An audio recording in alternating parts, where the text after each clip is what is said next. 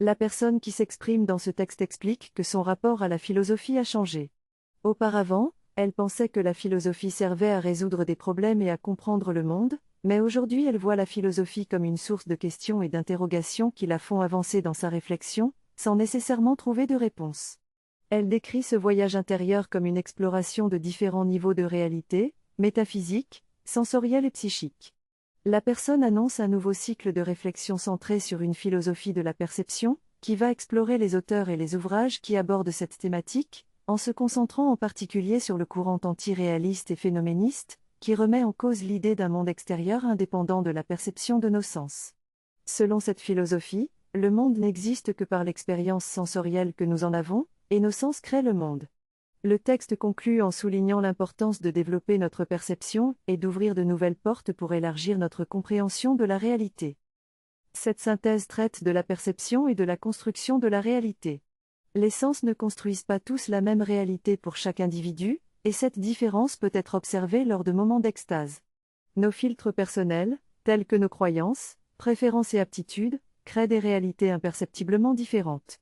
Le livre Le voyage à Ixtlan de Carlos Castaneda offre une perspective sur le travail de déconditionnement nécessaire pour changer notre perception de la réalité, en nous débarrassant de nos filtres.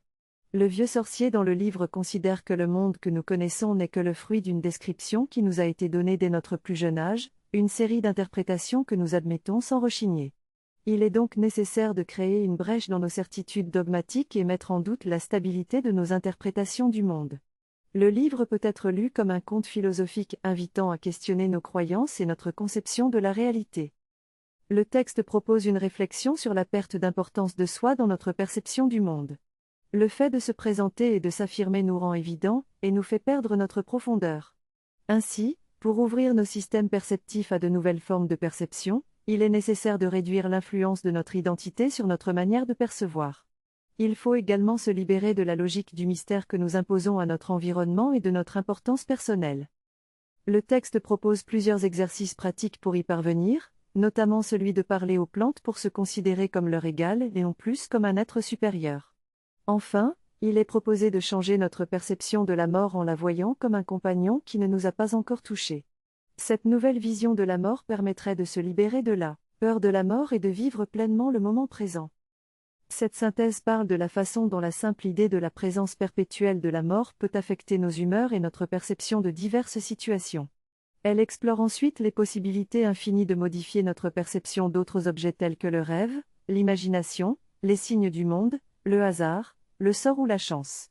Les 3 conseils présentés dans cet épisode visent à nous décentrer, à retirer les filtres pour voir l'habituel sous un jour nouveau, à regarder en biais et à accepter de reconsidérer ce que nous tenons pour évident.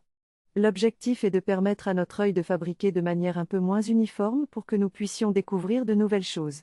Cette approche peut nous aider à explorer le rêve, l'imaginaire, les altérations de l'esprit et l'ensemble des réalités perceptives.